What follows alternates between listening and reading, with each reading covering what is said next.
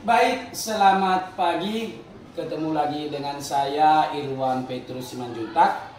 Pada kesempatan kali ini kita akan coba melakukan percakapan pra-observasi sebelum melakukan observasi pembelajaran. Kali ini saya tidak sendiri, saya ditemani oleh Ibu Marheni Lumbantoruan SPD. Oke, kita akan mulai percakapan pra-observasi. Selamat pagi Ibu Marheni. Selamat pagi Pak. Apa kabar Bu? Puji Tuhan, sementara ini saya sangat sehat sekarang. Oke, mantap lah Bu. Jadi kan Bu, dalam rangkaian supervisi atau observasi pembelajaran nanti di kelas, kita perlu berbincang-bincang lah dulu, namanya lah percakapan pra-observasi. Bagaimana kan dalam percakapan ini kita nanti bisalah untuk mengetahui, untuk mengevaluasi di proses pembelajaran yang akan Ibu lakukan. Jadi percakapan kita ini semacam persiapan awal lah untuk Ibu nanti ngajar dan saya mengobservasi. Kira-kira begitu Bu ya. Oke. Baik, kita mulai Bu. Yang pertama yang mau saya tanyakan, apa tujuan pembelajaran yang sudah Ibu rumuskan dalam perangkat pembelajaran? Tujuan pembelajaran yang sudah saya rancang dan saya amati dan baik dari siswanya, yang pertama itu adalah mengevaluasi siswa di dalam kelas. Yang kedua itu adalah tentang persiapan anak-anak di dalam pembelajaran tersebut Pak. Oke. Berarti tujuan pembelajarannya bagaimana anak-anak supaya dapat lebih paham lah, kira-kira begitu Bu ya. Oke. Untuk tujuan pembelajaran tersebut, kira-kira mengenai area pengembangan diri, di mana kira-kira poin area pengembangan diri yang akan Ibu lakukan? Yaitu yang saya akan kembangkan dalam pembelajaran, yaitu yang pertama sekali adalah pengetahuan anak-anak sampai sejauh mana tentang makanan atau zat-zat makanan. Itu yang pertama sekali Pak. Yang kedua itu adalah keterampilan anak-anak di dalam berdiskusi. Hanya dua Pak yang saya gunakannya, hanya dua saja Pak. Oke, baik. Area pengembangan pada pengetahuan dan keterampilan begitu Bu ya. Oke, mantap sekali saya rasa. Jadi mengenai rancangan pembelajaran lah, bagaimana supaya tujuan pembelajarannya tercapai, bagaimana Ibu merancang pembelajaran mulai dari strateginya, kemudian modelnya, kemudian juga metodenya yang sudah Ibu rancang. Dilihat dari apa ya Pak, strateginya saya yaitu menggunakan berdiferensiasi, yaitu pembelajaran berbentuk pembelajaran apa mungkin maksudnya Bu, sosial emosional mungkin? Ya, sosial emosional siswa, iya. baik itu guru maupun siswanya. Oke. Baru di modelnya saya menggunakan yaitu PBL, yaitu PBL ya, apa itu ya? problem based learning, pembelajaran berbasis masalah. learning. Yang ketiga yaitu modul itu ya. Modelnya yaitu saya menggunakan model diskusi dan tanya jawab dalam kelompok atau forum Pak. Oke, berarti Ibu akan melaksanakan pembelajaran berdiferensiasi, Ya, Pak. kemudian Ibu sinkronkan dengan pembelajaran sosial emosional. Kemudian mengenai model, Ibu nanti melakukan PBL ya, problem based learningnya, kemudian metodenya, Ibu nanti melakukan diskusi kelompok, terus ada tanya jawab, kemudian ada penugasan. Oke, saya kira sudah sangat keren itu ya Bu ya. Jadi dalam proses pembelajaran nanti kira-kira apalah media yang akan Ibu persiapkan atau yang Ibu perlukan? Media di dalam pembelajaran ini tentunya ya Pak, yang saya persiapkan yaitu yang pertama adalah laptop dulu yang mendukung pembelajaran untuk anak-anak supaya mereka tertarik. Itu yang pertama Pak, laptop. Yang kedua saya menggunakan yaitu slide, yaitu berbentuk PPT supaya anak-anak tertantang, tertarik di dalam pembelajaran tersebut, baik di dalam hal berdiskusi ataupun forum nantinya Pak. Berarti dengan laptop Ibu mengadakan mempersiapkan slide PowerPoint, tentunya perlu fokus juga mungkin ya Bu ya. Perlu, Pak. Oh Perlu, iya. Pak. Oke lah Bu. Nah itulah medianya, mudah-mudahan harapan kita kan media tersebut membangkitkan semangat belajar siswa ya. Nah Bu, mengenai pembelajaran, supaya saya bisa nanti datang untuk melakukan observasi, kapan jadwal belajar Ibu, di kelas mana, dan jam keberapa? Saya itu pas ketepatan di hari Selasa ya Pak. Selasa. Saya mengajar biologi di kelas 11-2, 11-2. les pertama sampai les kedua pada hari Selasa Pak. Oke, jadi hari Selasa di kelas 11-2, Iya, jam pelajaran 1 dan 2. Iya, Pak. Oke baik, jadi nanti saya akan datang untuk melakukan observasi ya Bu. Mudah-mudahan proses pembelajarannya nanti berjalan efektif, tujuan pembelajaran dapat tercapai, kira-kira begitu ya Bu ya. Iya Pak. Siap, Baik Bu, siap. jadi sebelum kita akhiri percakapan kita ini, dari yang sudah kita diskusikan, kita obrolkan, apa kira-kira yang sudah didapatkan? Yang saya dapatkan di situ ya Pak ya, sesudah pembelajaran ini saya mendapatkan yaitu keterampilan pada anak-anak, baik pada diri saya sendiri sebagai pemimpin pembelajaran. Yang kedua yang saya dapatkan yaitu tentang keefektifan waktu di dalam pembelajaran, baik dengan murid kita sendiri yang kita ajarkan, apakah kita bisa di dalam diskusi ini mengefektifkan waktu sedemikian rupa sehingga bisa mencapai 2 les. Oke, berarti sudah ada gambaran bagaimana proses pembelajaran akan dilaksanakan, bagaimana model, strateginya, dan sudah ada juga gambaran mengenai media Ibu ya. Baik Bu, mudah-mudahan berjalan lancar, anak-anak kita semangat belajar, antusias, kemudian tujuan pembelajaran dapat tercapai. Ibu semangat ya Bu, sampai ketemu hari Selasa di kelas 11-2. Pagi Bu. Pagi Pak. Kapan pra observasi yang bertujuan untuk mendapat gambaran awal bagaimana nanti pembelajaran yang akan saya observasi. Demikian pemaparan dari kami. Terima kasih, semoga bermanfaat. Selamat pagi. Selamat pagi. Selamat pagi.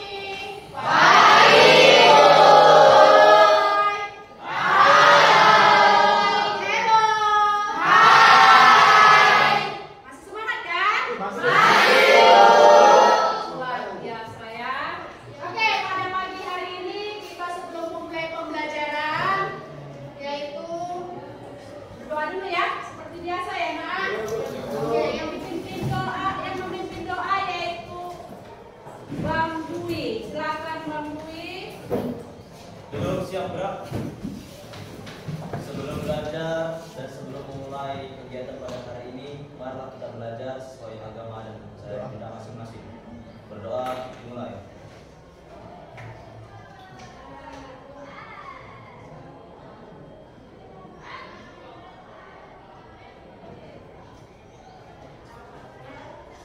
Doa selesai. Baiklah.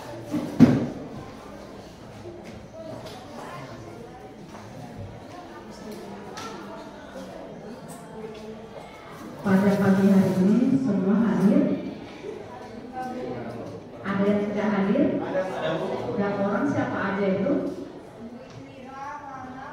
Wira, Ranaf, dan Salomo. Ini kabarnya apa?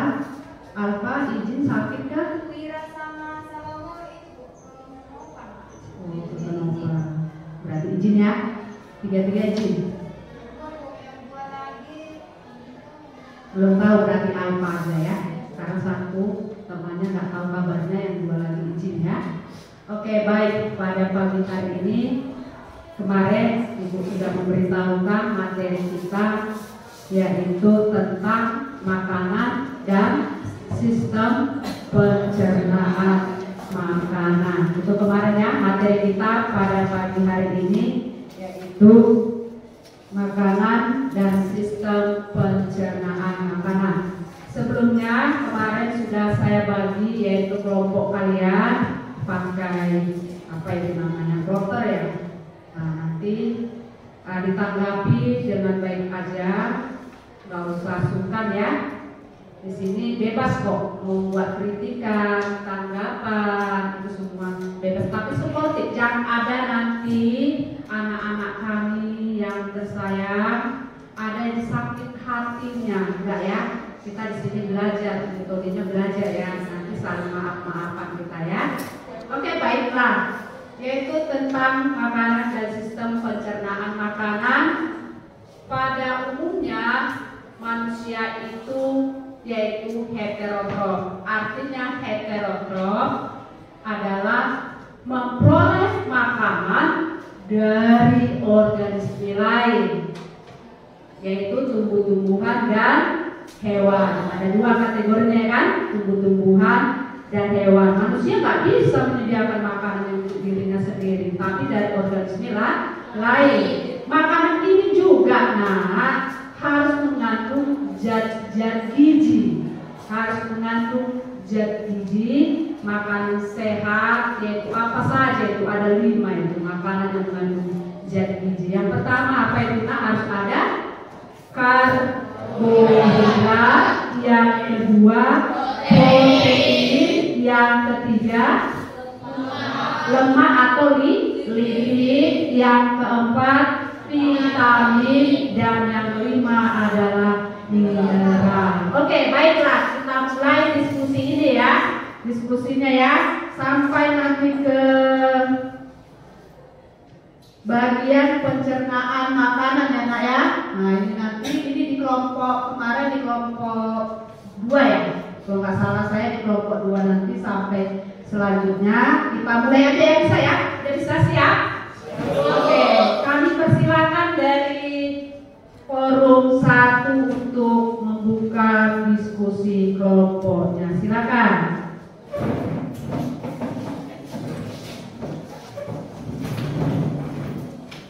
Selamat pagi semua. Pagi.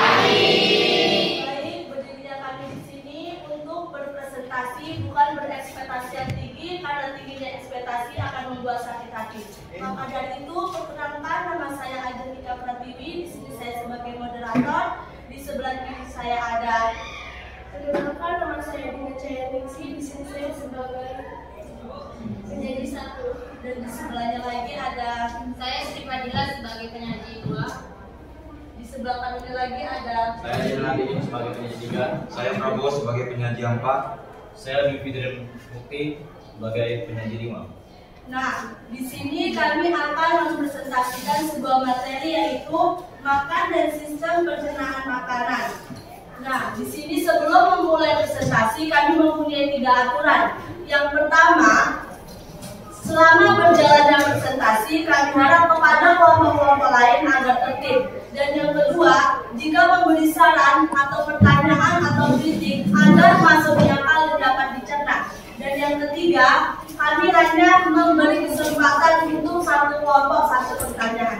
Baik, tanpa memperlama lagi, langsung saja kita buka presentasi ini dengan tidak keluar. Makanan dan sistem pencernaan makanan. A. Makanan. B.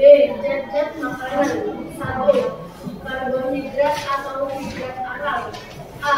Struktur karbohidrat. Monosakarida, disakarida, polisakarida. B. Sumber-sumber karbohidrat. Glukosa, fruktosa, sukrosa, laktosa, galaktosa, lactosa, hati, glikogen, selulosa. C. Fungsi karbohidrat sebagai sumber energi, mengatur metabolisme lemak,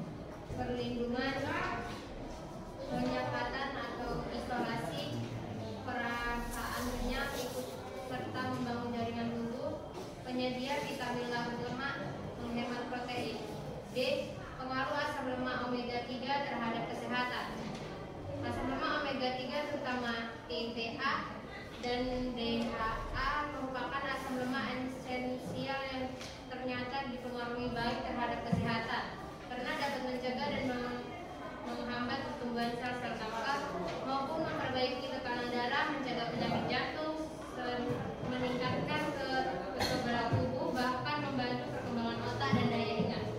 3. Protein. A. Struktur protein. B. Sumber protein. C. Fungsi protein. Menghasilkan jaringan baru, menggantikan protein yang hilang, pembuatan protein baru dengan fungsi khusus sebagai sumber energi, mengatur keseimbangan air, memelihara kenetralan tubuh, mengatur zat-zat gizi. D. Akibat kekurangan protein, meramus, kwashiorkor. E. Akibat kelebihan protein. 4. Vitamin adalah zat organik yang pada umumnya tidak dapat dibentuk oleh tubuh sehingga harus diperoleh dari makanan yang dikonsumsi. Fungsi vitamin yaitu sebagai koenzim atau bagian dari enzim dan biokatalisator yang mengatur proses metabolisme, fungsi normal tubuh serta pertumbuhan. Vitamin yang larut dalam air yaitu vitamin B kompleks yang terdiri dari B1 titanin, B2 ribolapid, B3 niacin, B5 asam potatena.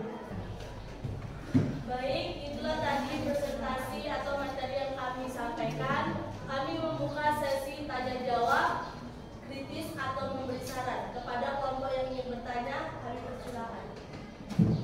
Baik. Nama saya Pak Bau, saya dari kelompok 3 ingin bertanya kepada kelompok 1. Apa saja manfaat puasa dan organ manusia apa aja yang termasuk ke dalam manfaat puasa? Baik. Kelompok lain ada yang ingin bertanya lagi? Baik, silakan. Perkenalkan, nama saya Abdul Gopur, saya dari kelompok 4. Ingin bertanya kepada kelompok 1. Dari apa yang disajikan oleh penyaji pertama, tadi di situ ada dijelaskan tentang akibat kekurangan karbohidrat dan kelebihan karbohidrat. Coba dong jelasin apa pengertian dari kekurangan karbohidrat dan kelebihan karbohidrat. Terima kasih. Kelompok 2 bagaimana? Ada yang bertanya?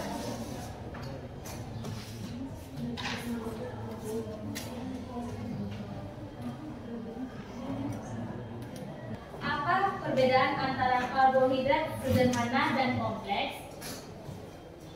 Berikan contohnya masing-masing serta penjelasannya. Apa cukup jelas? Baik, untuk kepada kelompok lain agar memberikan waktu untuk menjawab pertanyaan-pertanyaan.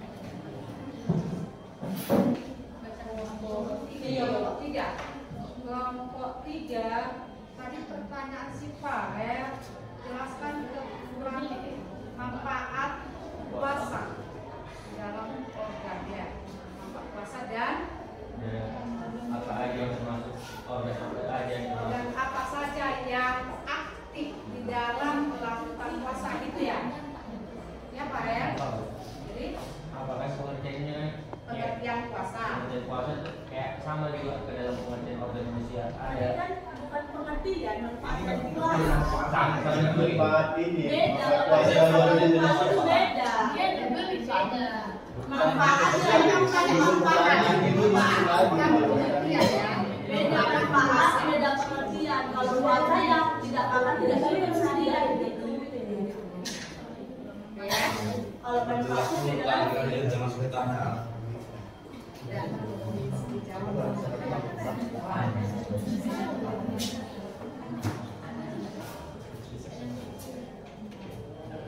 Baiklah, saya Sri Fadila akan menjawab pertanyaan Farel dari kelompok 3. Apa saja manfaat puasa dan organ manusia apa saja yang termasuk ke dalam manfaat puasa?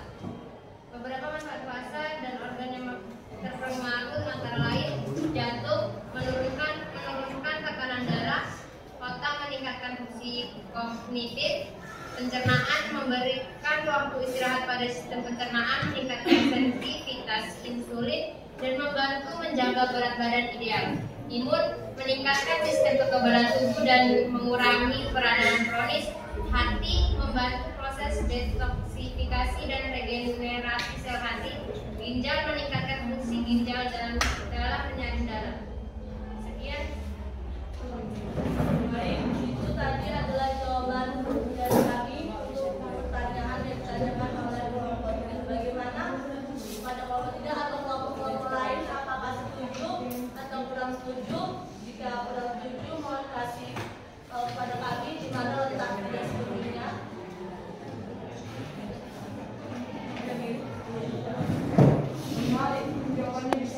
dan membagikan tempo yang lambat.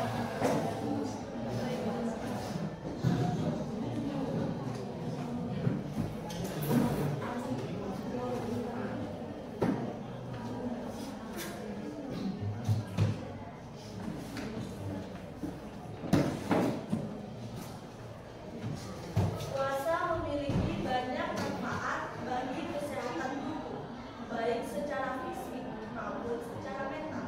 Beberapa manfaat puasa dan organ yang terpengaruh antara lain jantung.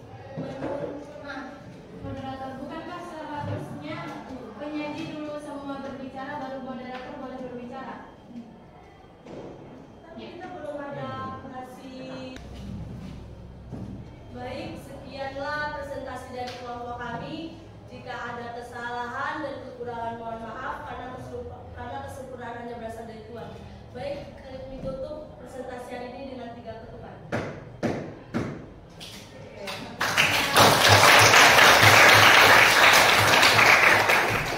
Baik, tadi presentasinya sudah bagus, sudah luar biasa ya.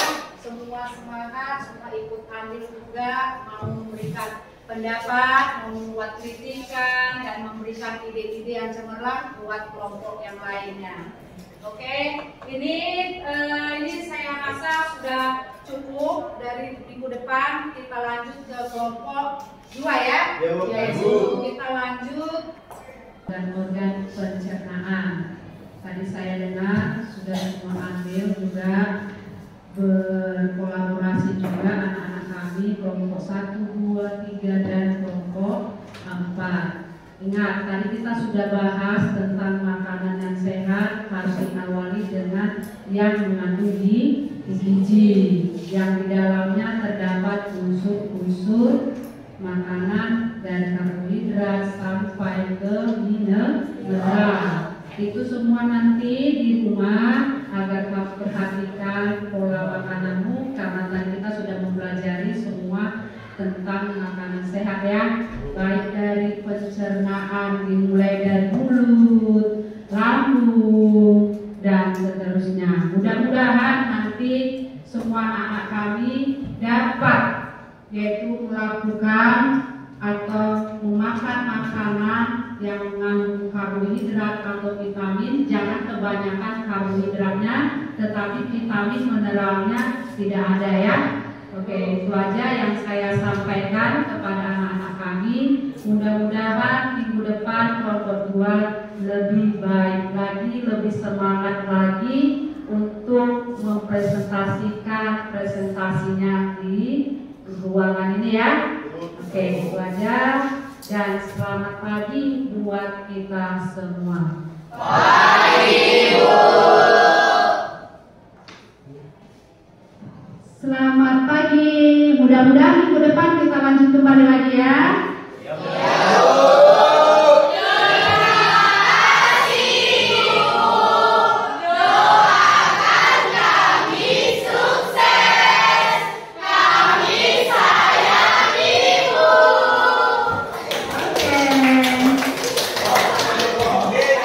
Observasi.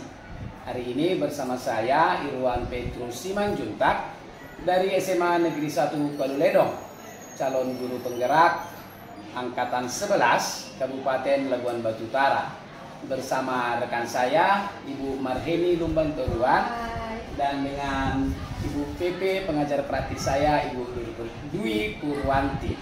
Baik, kita akan mulai percakapan pasca observasi. Selamat pagi Ibu Marheni, apa kabarnya? Selamat pagi Pak, kabarnya puji Tuhan luar biasa. Wih, mantap kali Bu. Oke lah, kalau kabarnya baik, misalnya kita lanjut ya Bu ya. Begini Bu,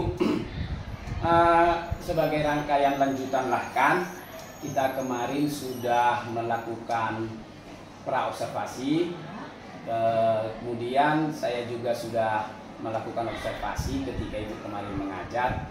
Maksud saya, sekarang kita lakukan semacam diskusi lah Bu, atau percakapan pasca observasinya. Apakah Ibu punya waktu Bu? Sangat-sangat punya waktu banyak Pak. Oke, baik. Makasih lah Bu.